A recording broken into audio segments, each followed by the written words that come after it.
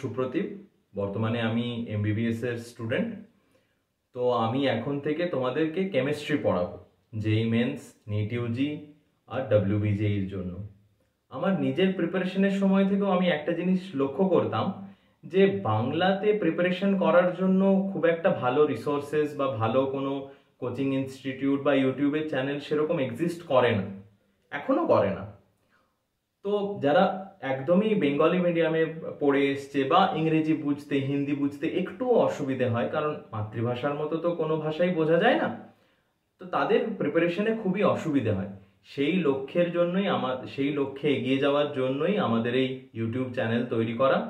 তোমরা আমাদের ওপর বিশ্বাস করে আমাদের সাথে জুড়তে পারো, এখানে প্রিপারেশন করে দেখতে পারো। আশা করি তোমাদের সাথ থাকলে আমরা ভালোভাবে এগিয়ে যেতে পারবো এবং ভালোভাবেই সমস্ত কম্পিটিটিভ এক্সামগুলোর প্রিপারেশন আমরা বাংলাতেই খুব ভালো রকমভাবে করতে পারবো। Thank you. Hello, I hope I am audible and visible. আজ থেকে আমরা পিরিয়ডিক টেবিল চ্যাপ্টারটা স্টার্ট করতে চলেছি। এটা যেহেতু ক্র্যাশ কোর্স চলছে, তো আমরা চ্যাপ্টার তো ইন ডিটেলে ডিসকাস করতে পারবো না, কিন্তু মোটামুটি যেসব ইম্পর্টেন্ট টপিকসগুলো আছে, ইম্পর্টেন্ট পয়েন্টসগুলো আছে, যেগুলো জেই মেন্স, নিট, ডব্লিউবিজেই এসব পরীক্ষাগুলোতে আসে, সেসব সমস্ত টপিকগুলো আমরা ভালোভাবে দেখব, ওগুলো নিয়ে পড়বো। মোটামুটি 2টো ক্লাস লাগবে এটা শেষ করতে, আর তারপরে আমরা এটা নিয়ে কোয়েশ্চেন প্র্যাকটিস করব। এই চ্যাপ্টারটা এমনি খুবই ইম্পর্টেন্ট, কারণ পরবর্তী সময়ে যে কেমিক্যাল বন্ডিং চ্যাপ্টার আছে, আর কেমিক্যাল বন্ডিং তোমরা সবাই জানো যে অর্গানিকের জন্য খুবই ইম্পর্টেন্ট।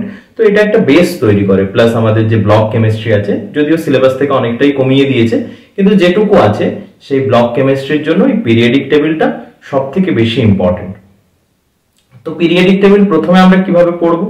ফার্স্টে আমরা কিছু পিরিয়ডিক ট্রেন্ডস পড়বো। পিরিয়ডিক ট্রেন্ডস বলতে কি, যেমন জেড এফেক্টিভ কি, স্ক্রিনিং এফেক্ট কি, অ্যাটমিক রেডিয়াসের ট্রেন্ড কি রকম থাকে, অ্যালং দ্য গ্রুপ কি হয়, অ্যালং দ্য পিরিয়ড কি হয়, আয়নাইজেশন এনথালপি কি, ইলেকট্রন অ্যাফিনিটি কি, এসব জিনিসগুলো আগে আমরা ক্লিয়ার করব। ওকে, তাহলে আজকের ক্লাস এখান থেকেই স্টার্ট করছি। ফার্স্ট আমরা স্টার্ট করছি পিরিয়ডিক ট্রেন্ডস।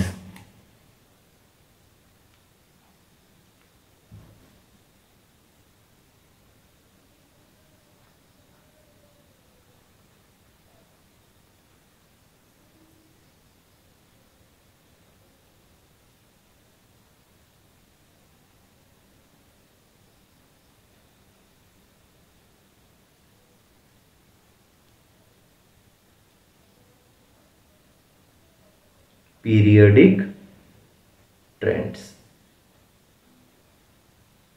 ট্রেন্ডস।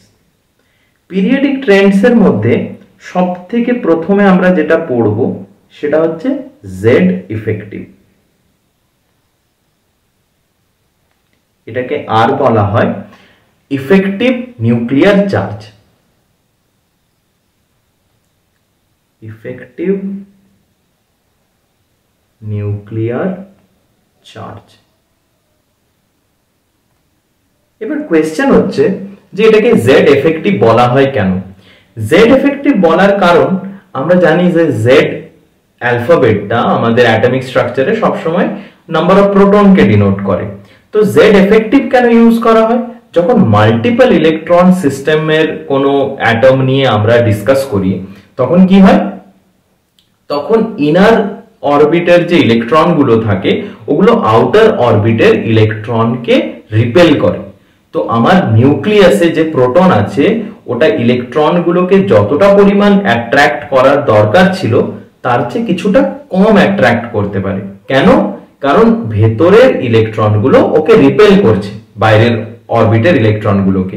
তো এই যে নেট ফোর্স, মানে নিউক্লিয়াসের অ্যাট্রাকশন মাইনাস আমার ইনার অরবিটের রিপালশন, এই দুটোকে বাদ দেওয়ার পর যে নেট ফোর্সটা থাকে ওটাই আমাদের হচ্ছে জেড ইফেক্টিভ। ঠিক আছে, এবার একটু লিখে নিই।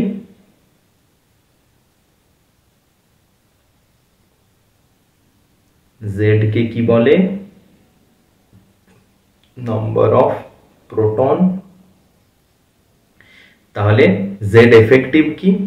জেড এফেক্টিভ হচ্ছে net attraction of nucleus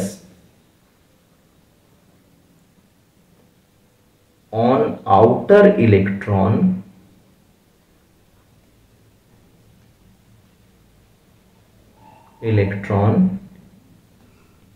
in multi electron system.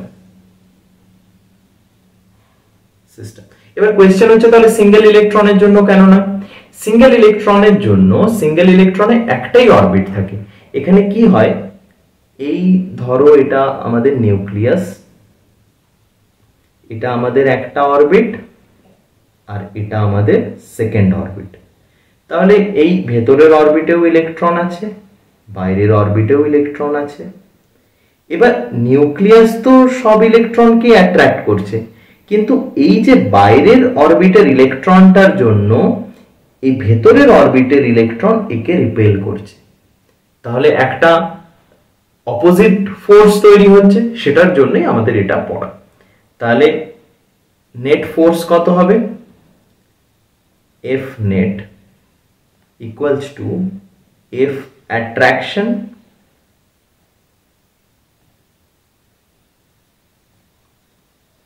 minus F repulsion.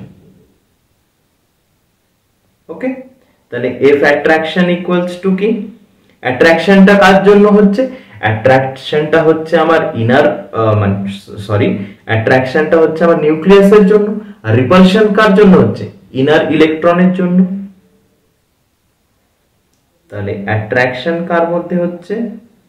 Nucleus and outer electron. আর রিপালশন কার মধ্যে হচ্ছে? Outer electron and inner electron. Okay, তাহলে এই জেড এফেক্টিভ কি হবে? যত আমার নাম্বার অফ শেল বাড়তে থাকবে, ধরো এখানে দুটো অরবিট আছে, এখানে আরো একটা অরবিট অ্যাড হয়ে গেল, তো number of shell, number of orbit যত বাড়তে থাকবে, এই রিপালসিভ ফোর্সটা তত বাড়তে থাকবে, কারণ ভেতরের ইলেকট্রনের নাম্বার তত বাড়ছে। তো ভেতরের ইলেকট্রনের নাম্বার যত বাড়ছে, ভেতর থেকে তত বেশি রিপেল করবে। তাহলে নাম্বার অফ শেল যত ইনক্রিজ করবে, আমার জেড ইফেক্টিভ তত কমতে থাকবে। তাহলে Z effective is inversely proportional n equals to কি? number of orbit.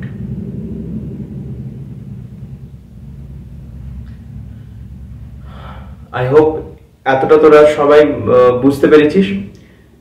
নেক্সট আমরা চলে আসি নেক্সট যে পিরিয়ডিক ট্রেন্ডস, সেটা হচ্ছে আমাদের screening effect or shielding effect. Similar এই যেটা পড়লাম জেড এফেক্টিভ, তার মতোই, মানে ওটা থেকেই ডেরাইভ হবে। তাহলে screening effect or shielding effect, screening or shielding effect. Screening or shielding এফেক্টটা কি? এই যে এতক্ষণ জেড এফেক্টিভ নিয়ে আমরা যেটা পড়ছিলাম, আমরা বলছি যে ভেতরের ইলেকট্রনগুলো বাইরের ইলেকট্রনকে অপোজ করছে, রিপেল করছে। তাহলে ভেবে দেখ যে এই ভেতরের ইলেকট্রনগুলো নিজেদের মধ্যে একটা শিল্ড বানিয়ে দিচ্ছে, যাতে বাইরের ইলেকট্রনটার সাথে আমার ভেতরের নিউক্লিয়াসের অ্যাট্রাকশন কমতে থাকে। তাহলে এটাকে আমি কি লিখবো? The inner electrons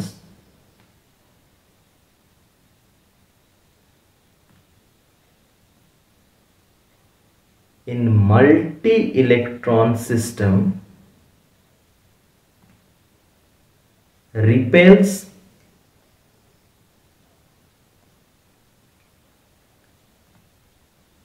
outermost electron by forming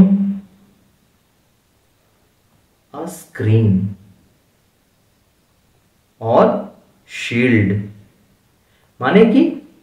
এই ধর আমাদের এখানে নিউক্লিয়াস আছে, নিউক্লিয়াসের বাইরে একটা অরবিট, তার বাইরে আরেকটা অরবিট, তার বাইরে আরেকটা অরবিট, ঠিক আছে। তো এই প্রত্যেকটা অরবিটে ইলেকট্রন আছে, এটাতেও ইলেকট্রন আছে, এটাতেও ইলেকট্রন আছে, আবার এইটাতেও ইলেকট্রন আছে। তো এই যে দুটো অরবিট আছে, এই অরবিটটা আর এই অরবিটটা, ফার্স্ট অরবিট আর সেকেন্ড অরবিট, এই দুটো অরবিট মিলে নিজেদের মধ্যে একটা শিল্ড তৈরি করবে, শিল্ড তৈরি করবে, যাতে কি একটা শিল্ড তৈরি করবে যাতে এই যে নিউক্লিয়াসের সাথে এই ইলেকট্রনের অ্যাট্রাকশন, এই অ্যাট্রাকশনটা কমে যায়। এবার কোয়েশ্চেন হচ্ছে কোন অরবিটাল গুলো আমাদের বেশি শিল্ডিং এফেক্ট বা স্ক্রিনিং এফেক্ট শো করে। তো এস অরবিটাল সবচেয়ে বেশি স্ক্রিনিং এফেক্ট শো করে। অর্ডারটা হয় এস পি ডি এফ। কেন? কারণ এটা লেস ডিফিউজড,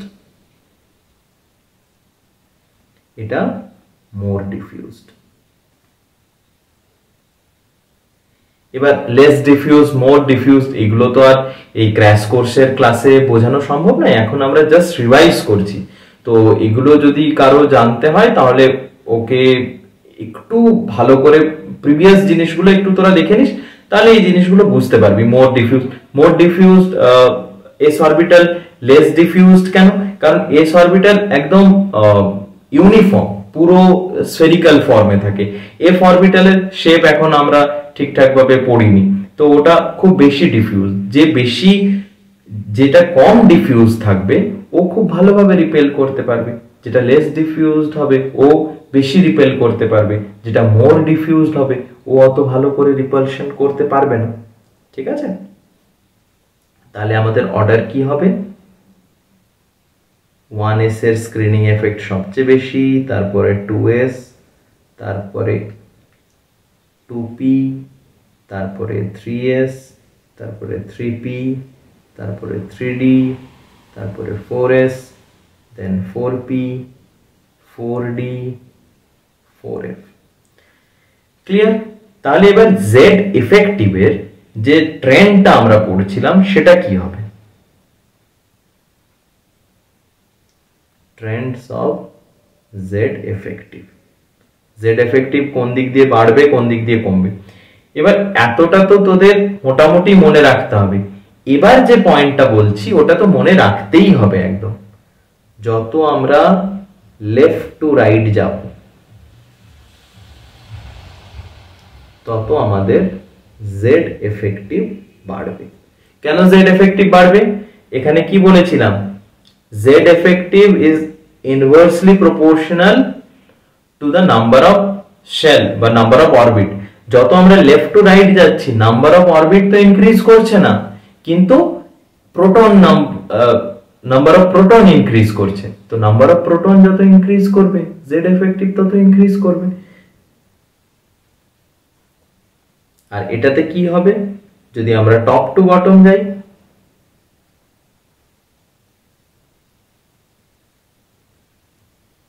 তাহলে জেড এফেক্টিভ কনস্ট্যান্ট। কেন কনস্ট্যান্ট? কারণ যত আমরা উপরের থেকে নিচের দিকে যাচ্ছি তত আমাদের নাম্বার অফ প্রোটন তো ইনক্রিজ হচ্ছে, কিন্তু সাথে সাথেই আবার নাম্বার অফ সেলও ইনক্রিজ হচ্ছে, মানে নাম্বার অফ অরবিটসও ইনক্রিজ হচ্ছে। তো যেহেতু নাম্বার অফ প্রোটন ইনক্রিজ হচ্ছে তো জেড এফেক্টিভ বাড়বে, যেহেতু নাম্বার অফ অরবিট ইনক্রিজ হচ্ছে তো জেড এফেক্টিভ কমবে। দুটো মিলে জেড এফেক্টিভ একদম কনস্ট্যান্ট থাকে। এটা খুবই ইম্পর্টেন্ট, এটা একদম ভুলিস না কেউ। নেক্সট যে পয়েন্টটা ডিসকাস করব, আয়নিক স্পিসিসের জন্য কি হবে? For different ionic species Z effective is directly proportional to the positive charge. কেন Z effective কেন পজিটিভ চার্জের সাথে ডাইরেক্টলি প্রপোর্শনাল? পজিটিভ চার্জ মানে কি? ইলেকট্রনের নাম্বার কমে যাচ্ছে, তো তো ইলেকট্রনের নাম্বার কমে যাচ্ছে মানে কি রিপালশনটা কমে যাবে। এবার রিপালশন কমে যাবে তাহলে জেড এফেক্টিভ বাড়তে থাকবে, আর Z effective is inversely proportional with negative charge. কেন? নেগেটিভ চার্জ যত বাড়বে তত আমার বাইরের থেকে ইলেকট্রন এন্টার করবে, বাইরের থেকে ইলেকট্রন এন্টার করলে ইলেকট্রনের যে রিপালশন, ইনার ইলেকট্রন আর আউটার ইলেকট্রনের যে রিপালশন ওটা বাড়তে থাকবে। তো রিপালশন যত বাড়বে জেড এফেক্টিভ তত কমবে। ঠিক আছে, এই জিনিসগুলো কথাগুলো মাথায় রাখিস, ভুলে গেলে ভিডিওটা আবার রিমাইন্ড করে বা পরে রিভিশনের সময় 2x এ 1.75x এ বারবার দেখিস। এই সমস্ত কথা তো আর লেখানো সম্ভব নয় না, জিনিসগুলো নিজের মধ্যে ঢুকিয়ে নে।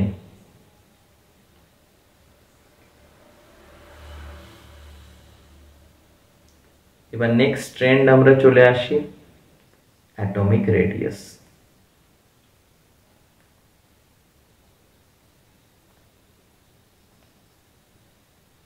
অ্যাটমিক রেডিয়াস, এবার অ্যাটমিক রেডিয়াস তো আমরা বলছি, কিন্তু নর্মালি একটা অ্যাটমের রেডিয়াস আমরা ক্যালকুলেট করি না। আমরা সব সময় ক্যালকুলেট করি একটা বন্ডেড মলিকিউলার, আমরা রেডিয়াস ক্যালকুলেট করে নিলাম, তো ওটা আমাদের বুঝে নিতে হবে আচ্ছা এটা তাহলে আমাদের বন্ডের মলিকিউলের মধ্যে যে বন্ডটা আছে সেটা, ওটাকে আমরা বাই 2 করতে পারি বা যে প্রপোর্শনে হয়েছে সেখান থেকে বের করতে পারি। তাহলে এটা সবসময় কি করা হয়, কিভাবে ক্যালকুলেট করা হয়? Defined in a bonded molecule. Okay, তাহলে কি কি রেডিয়াস আছে? 4 ধরনের রেডিয়াস হয়। Covalent radius,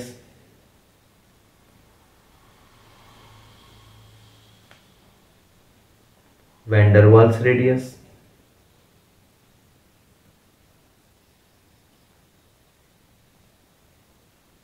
metallic radius,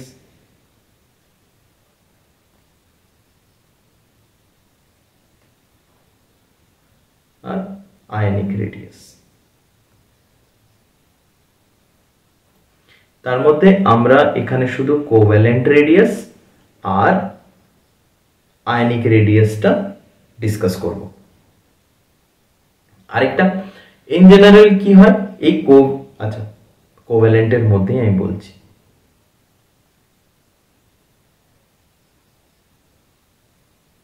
covalent radius, covalent রেডিয়াসে এবার ভাব কোভ্যালেন্ট বন্ড করছে। এবার কোভ্যালেন্ট বন্ড নিজের সাথে নিজেরও হতে পারে, কার্বন কার্বন কোভ্যালেন্ট বন্ডও হতে পারে, আবার কার্বন নাইট্রোজেন কোভ্যালেন্ট বন্ডও হতে পারে। যখন সেম অ্যাটমের সাথে সেম অ্যাটম বন্ড করবে তখন ওটা বলবো আমরা হোমো অ্যাটমিক রেডিয়াস, আর যখন কোনো একটা অ্যাটম অন্য কোনো অ্যাটমের সাথে বন্ড করছে তখন ওটা হেটেরো অ্যাটমিক রেডিয়াস। তাহলে এটা দুটো ভাগ, একটা হচ্ছে হোমো অ্যাটমিক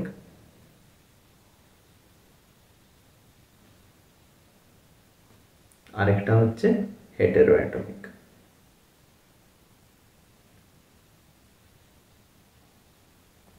হোমো অ্যাটমিকে কি হবে?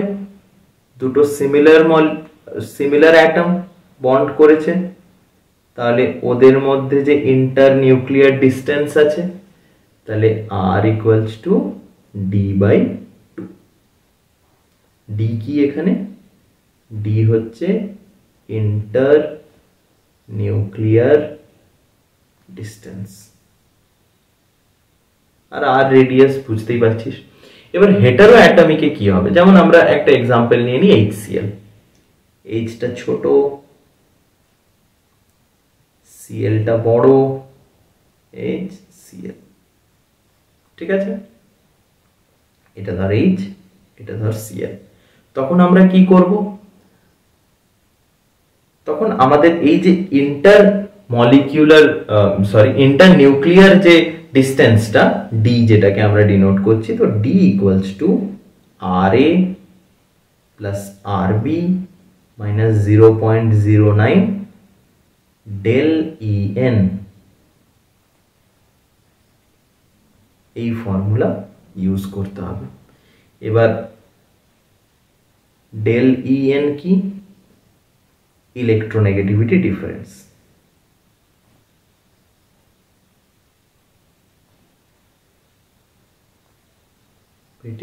Difference.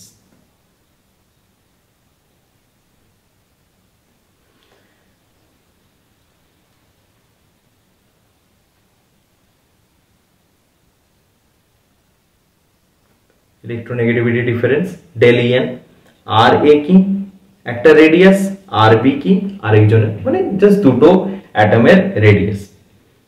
এবার আমরা চলে আসি কোভ্যালেন্ট হয়ে গেল, এবার আমরা চলে আসি আয়নিক রেডিয়াস। বাকিগুলো ওই গ্যাস চ্যাপ্টার যেটা ছিল এখন তো সিলেবাস থেকে বাদ দিয়ে দিয়েছে, যারা ওয়েস্ট বেঙ্গল জয়েন্ট দিবি তাদের আছে, তো ওখান থেকে একটু দেখে নিস, বা পরে আমি যখন ওই চ্যাপ্টারটা যদি ওয়েস্ট বেঙ্গল জয়েন্টের জন্য করাই তখন আমি বলে দেবো। কারণ পিরিয়ডিক টেবিল বা অ্যাজ সাচ বেশি কোনো জায়গায় ভ্যান ডার ওয়ালস রেডিয়াস আর মেটালিক রেডিয়াস কাজে লাগে না।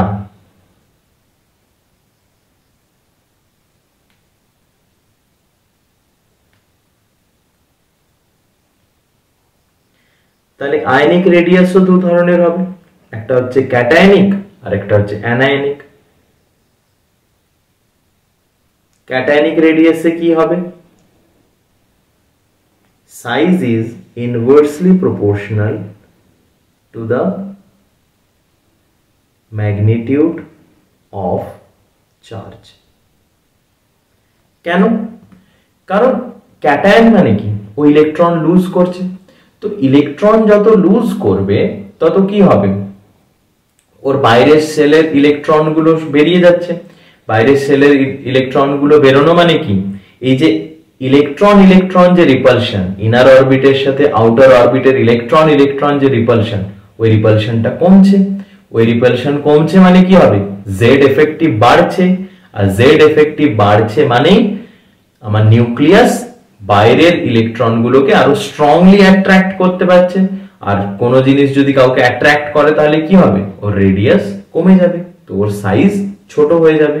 ঠিক আছে, জিনিসগুলো লেখাচ্ছি না, দরকার হলে এই পোর্শনের যেগুলো আমি বোঝাচ্ছি জিনিসগুলো এই জায়গাগুলো বারবার বারবার দেখবি। আশা রাখছি খুবই বেসিক কনসেপ্ট, এগুলো সবার এই মুহূর্তে জানা উচিত, কিন্তু তাও যদি কারো এই জিনিসগুলো ছাড়া হয়ে গেছে, ঠিকভাবে বুঝতে পারছিস না, তাহলে বারবার বারবার ফিরে ফিরে এই জিনিসগুলো দেখিস। যে কি বললাম, যে ক্যাটায়ন মানে বাইরের অরবিটের ইলেকট্রন বেরিয়ে যাচ্ছে, বাইরের ইলেকট্রন বেরিয়ে যাচ্ছে মানে আউটার ইলেকট্রন আর ইনার ইলেকট্রনের রিপালশন কমছে, রিপালশন কমছে মানে জেড এফেক্টিভ বাড়ছে, জেড এফেক্টিভ বাড়লে কি হবে, আরো ভালোভাবে বাইরের ইলেকট্রনগুলোকে অ্যাট্রাক্ট করতে পারবে, ভালোভাবে বাইরের ইলেকট্রনগুলোকে অ্যাট্রাক্ট করতে পারলে ওর রেডিয়াস ছোট হয়ে যাবে। নেক্সট আমরা চলে আসি অ্যানায়নিক।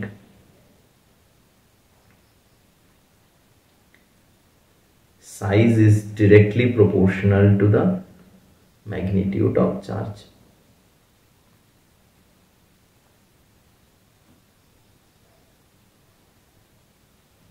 এখানে কি বলছে, যে অ্যানায়ন, অ্যানায়ন মানে বাইরে থেকে ইলেকট্রন এন্টার করেছে, বাইরে থেকে ইলেকট্রন এন্টার করেছে, তাহলে আউটার ইলেকট্রন আর ইনার ইলেকট্রনের রিপালশন বাড়বে, রিপালশন বাড়বে তাহলে জেড এফেক্টিভ কমবে, জেড এফেক্টিভ কমলে আউটার ইলেকট্রনকে নিউক্লিয়াস ভালোভাবে অ্যাট্রাক্ট করতে পারবে না, তাহলে কোনো জিনিসের মধ্যে অ্যাট্রাকশন কমে গেলে কি হবে, ওর সাইজ আস্তে আস্তে বাড়তে থাকবে।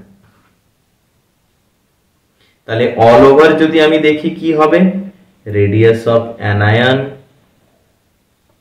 রেডিয়াস অফ নিউট্রাল অ্যাটম, তারপরে রেডিয়াস অফ ক্যাটায়ন।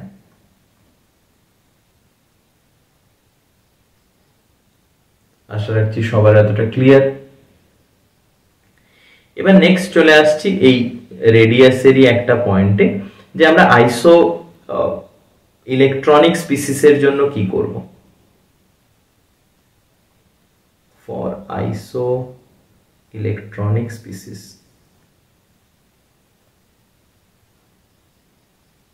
আইসো ইলেকট্রনিক স্পিসিস মানে কি, আইসো ইলেকট্রনিক স্পিসিস মানে এমন কিছু স্পিসিস যাদের মধ্যে same number of electron present আছে। ঠিক আছে, যেমন এক্সাম্পল হচ্ছে fluorine O minus N2 minus, ঠিক আছে? এগুলো হচ্ছে আইসো ইলেকট্রনিক স্পিসিস, সবগুলোতে সেম নাম্বার অফ ইলেকট্রন আছে। তো এই ধরনের স্পিসিস থাকলে তখন কি করব, যেটাতে নেগেটিভ চার্জ ও রেডিয়াস সবচেয়ে বেশি, তারপরে নিউট্রাল, তারপরে যেটাতে পজিটিভ আছে। সেম লজিক জেড এফেক্টিভের লজিক, আর অন্য কিচ্ছু না। এবার আমরা চলে আসি ট্রেন্ডস অফ অ্যাটমিক রেডিয়াস।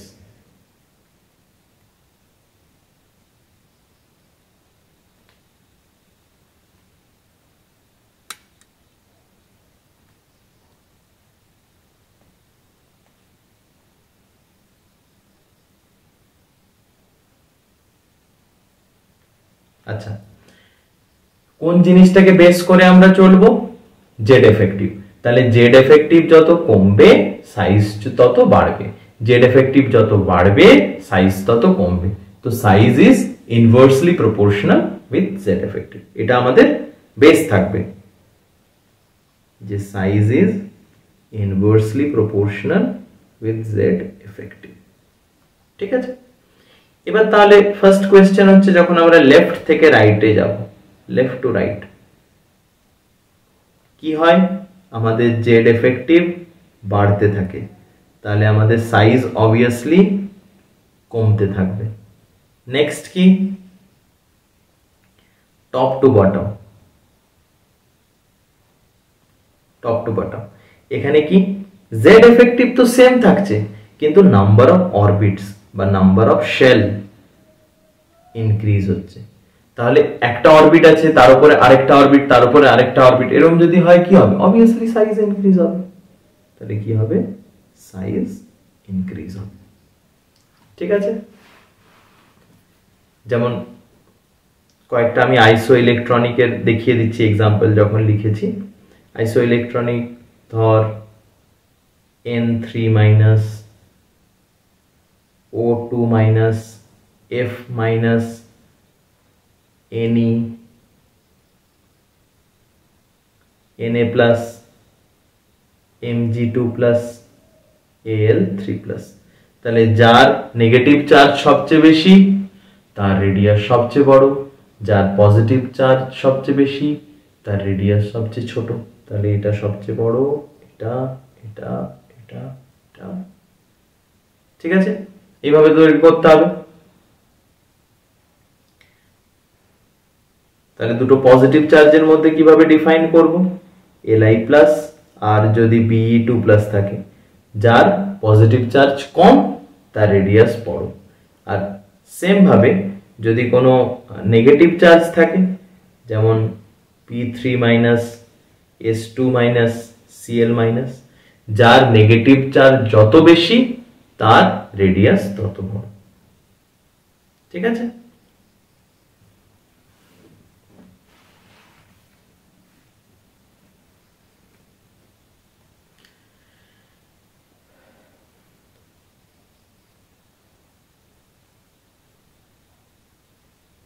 এবার আমরা চলে আসছি পিরিয়ডসে, যেগুলো মোস্ট ফ্রিকোয়েন্টলি আস্কড কোয়েশ্চেন, সেটা আমি একটা একসাথে করিয়ে দিচ্ছি। তাহলে আর তোদেরকে যখন পিরিয়ডে পড়বি, পিরিয়ড 1, পিরিয়ড 2, পিরিয়ড 3, পিরিয়ড 4, এভাবে যখন পড়তে হবে জিনিসগুলো বুঝতে সুবিধা হবে। মেনলি তো আমরা গ্রুপ ওয়াইজ পড়ি, কিন্তু অনেক সময় পিরিয়ড ওয়াইজ কোয়েশ্চেন দিয়ে দিতে পারে। তাহলে কি হবে? Atomic size in periods.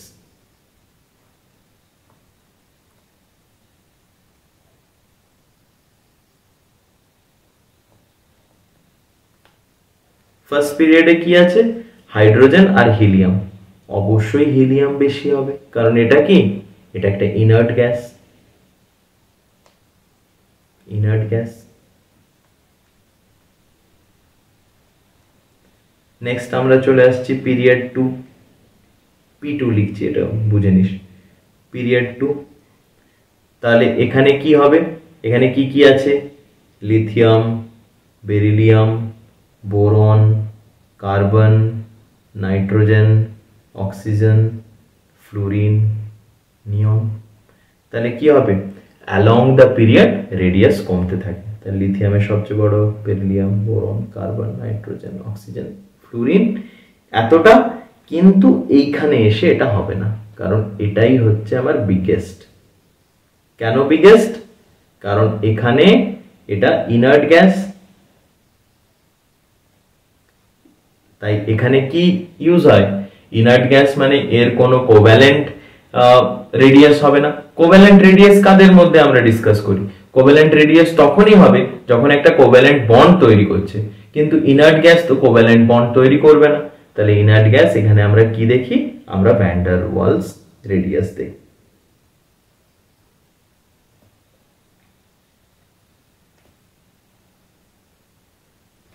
ঠিক আছে, নেক্সট আমরা চলে আসছি P3। থার্ড পিরিয়ডে কি আছে? থার্ড পিরিয়ডে আছে সোডিয়াম, ম্যাগনেসিয়াম, অ্যালুমিনিয়াম। এখানেও সেম কি, এটা এটা এটা এটা এটা এটা হচ্ছে আমার বিগেস্ট। নেক্সট কি? পিরিয়ড 4। এখানে কি কি আছে?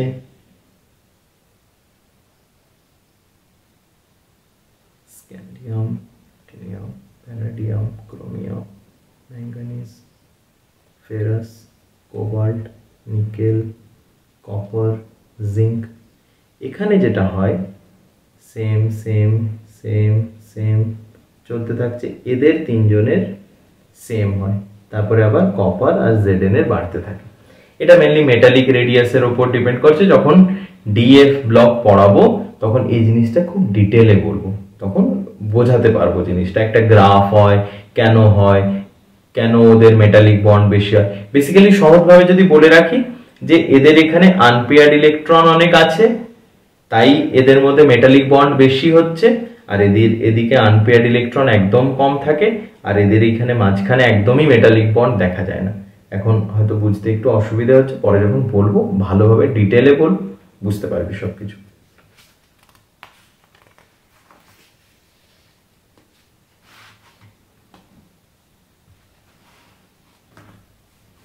নেক্সট যে ট্রেন্ডটাতে আমরা আসবো সেটা হচ্ছে আমাদের আয়নাইজেশন এনার্জি।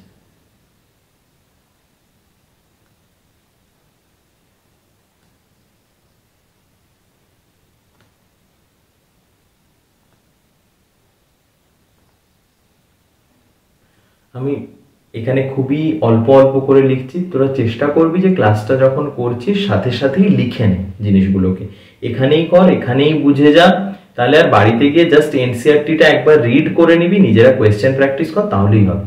কারণ পরীক্ষা তো আর বেশি দিন নেই, কয়েকটা মাসই বাকি আছে, তো এগুলো একটু তাড়াতাড়ি করার চেষ্টা কর। আচ্ছা, আয়নাইজেশন এনার্জি করার আগে কয়েকটা আমরা সাইজ কম্পেয়ার করে নিই।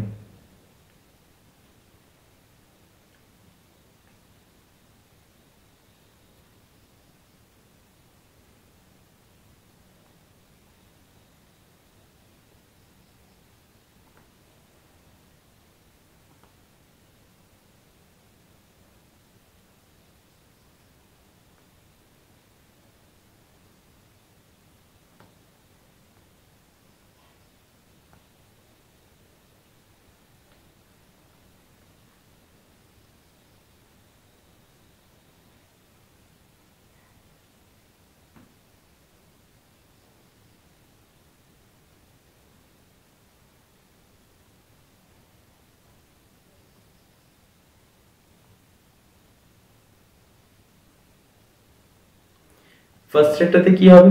ফার্স্ট রেটটা তো অবশ্যই অ্যানায়ন সবচেয়ে বেশি হবে। তারপরেরটাতে কি হবে? তারপরেরটা আমাদের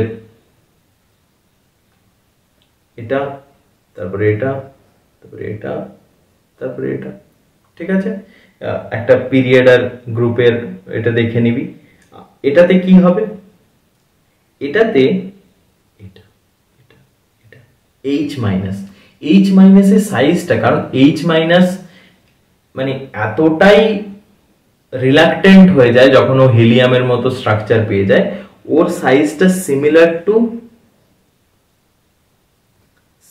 টু আই মাইনাস। এটা অনেকবার এক্সামে জিজ্ঞেস করা হয়েছে, এটা মনে রাখবি। তো যেখানে H মাইনাস দেওয়া থাকবে ওটাকে খুব ছোটখাটো ভাবিস না, H মাইনাস মানে অনেক বড়।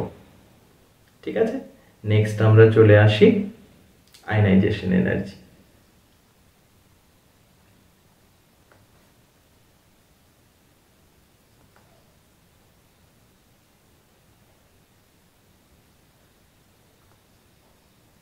আয়নাইজেশন এনার্জি, ফার্স্ট কোয়েশ্চেন হচ্ছে আয়নাইজেশন এনার্জি কাকে বলে? আয়নাইজেশন এনার্জি কি? আয়নাইজেশন এনার্জি হচ্ছে ওই মিনিমাম এনার্জিটা, যে এনার্জিটা ইউজ করলে আমরা কোনো একটা অ্যাটমের আউটার মোস্ট ইলেকট্রনকে বের করে দিতে পারি। ঠিক আছে, তাহলে এটা কি? মিনিমাম এনার্জি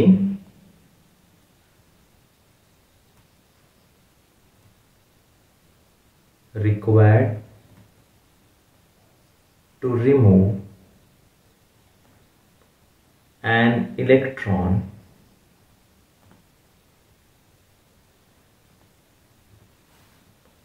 from outermost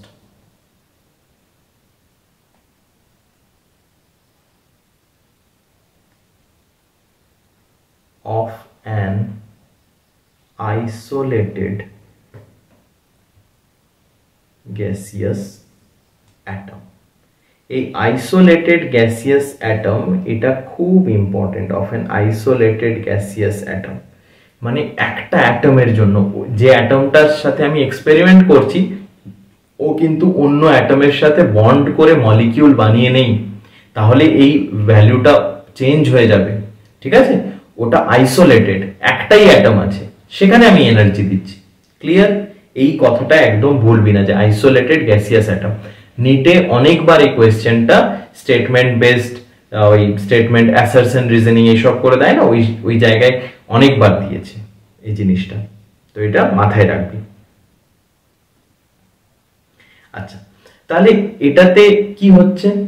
কেউ যদি আরেকটা কোয়েশ্চেন করে যে এই আয়নাইজেশন এনার্জি বা এই যে প্রসেসটা, এটা এন্ডোথার্মিক প্রসেস না এক্সোথার্মিক প্রসেস? এটা অলওয়েজ এন্ডোথার্মিক, কারণ একটা অ্যাটমের মধ্যে আমরা বাইরের থেকে এনার্জি প্রোভাইড করছি, বাইরের থেকে এনার্জি প্রোভাইড করার কারণে ওর আউটার মোস্ট ইলেকট্রনটা বেরোচ্ছে। ঠিক আছে, তো এটা সবসময় endothermic. To overcome attraction force we give energy। তাহলে এটা সব সময় কি IE মানে আয়নাইজেশন এনার্জি বা ionisation enthalpy is always endothermic। Endothermic মানে del H পজিটিভ। ঠিক আছে, নেক্সট একটা পয়েন্ট, সেটা হচ্ছে সাকসেসিভ আয়নাইজেশন এনার্জি।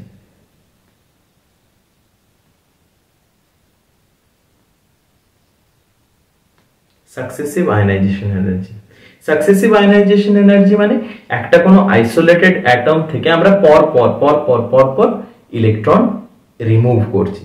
তাহলে ফার্স্টে ধর এরকম একটা কিছু ছিল গ্যাসিয়াস স্টেটে, সেখানে আমি আয়নাইজেশন এনার্জি 1 প্রোভাইড করলাম, তাহলে এখানে কি তৈরি হবে? M plus electron.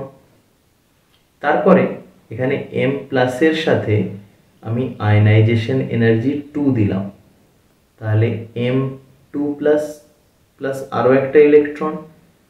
তারপরে M2 প্লাসের সাথে আমি আবার আয়নাইজেশন এনার্জি 3 দিলাম, তাহলে M3 প্লাস ইলেকট্রন। তাহলে সবসময় এই সাকসেসিভ আয়নাইজেশন এনার্জিগুলো IE3 is always greater than IE2 then IE1।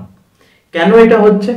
কারণ যত আমি ইলেকট্রন বের করে দিচ্ছি তত আমার কি সেই ঘুরে ফিরে আমরা ম্যাক্সিমাম জায়গায় জেড এফেক্টিভেই ফিরে আসবো। যত আমি ইলেকট্রন বের করে, ফার্স্টে আমি একটা ইলেকট্রন বের করে দিলাম, তাহলে যে ইলেকট্রন রিপালশনটা ছিল আমার কিসের মধ্যে, আউটার ইলেকট্রন আর ইনার ইলেকট্রনের মধ্যে, সেই রিপালশনটা কি হলো? খানিকটা কমে গেল। এবার সেই রিপালশন যদি খানিকটা কমে যায় তাহলে জেড এফেক্টিভ বেড়ে যাবে, তাহলে জেড এফেক্টিভ যদি বেড়ে যায় তাহলে আউটার ইলেকট্রনের সাথে আমার নিউক্লিয়াসের অ্যাট্রাকশন বেড়ে গেল। তাহলে নেক্সট টাইম যখন আমি আবার আরেকটা ইলেকট্রন বের করতে যাব তখন আগের বারের চেয়ে নিশ্চয়ই আমাকে বেশি এনার্জি দিতে হবে। আচ্ছা, বেশি এনার্জি আমি দিলাম, আরো একটা ইলেকট্রন বেরিয়ে গেল। আরো একটা ইলেকট্রন যখন বেরিয়ে গেল তখন আবার ইলেকট্রন ইলেকট্রন রিপালশন আরো কমে গেল। ইলেকট্রন ইলেকট্রন রিপালশন আরো কমে যাওয়া মানে জেড এফেক্টিভ বেড়ে গেল।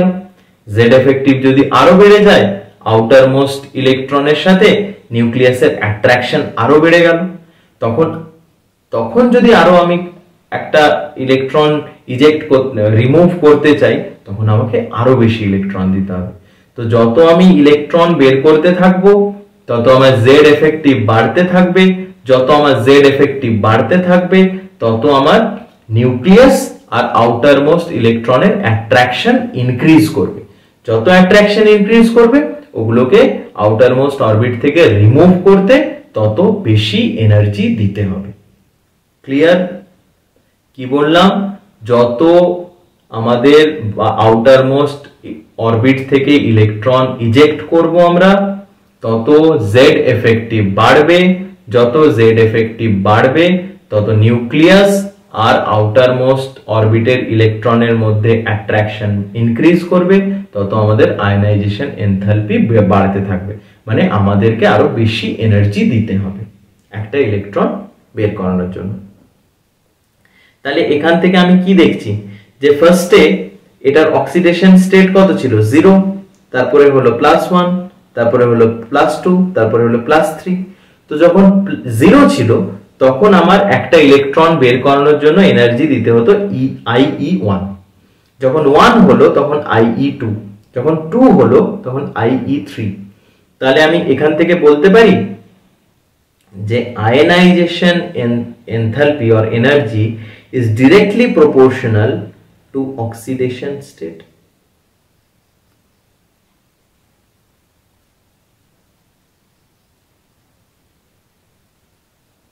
ক্লিয়ার জিনিসটা? এই জিনিসগুলো একটু একবার দুবার পড়ে নিজের মধ্যে এগুলোকে অ্যাসিমিলেট করার চেষ্টা কর, তাহলে জিনিসগুলো বারবার বারবার মুখস্থ করতে হবে না বা কনফিউজিং হবে না জিনিসগুলো। নেক্সট টপিক হচ্ছে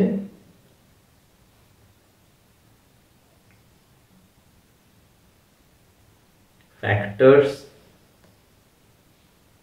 of ionization enthalpy।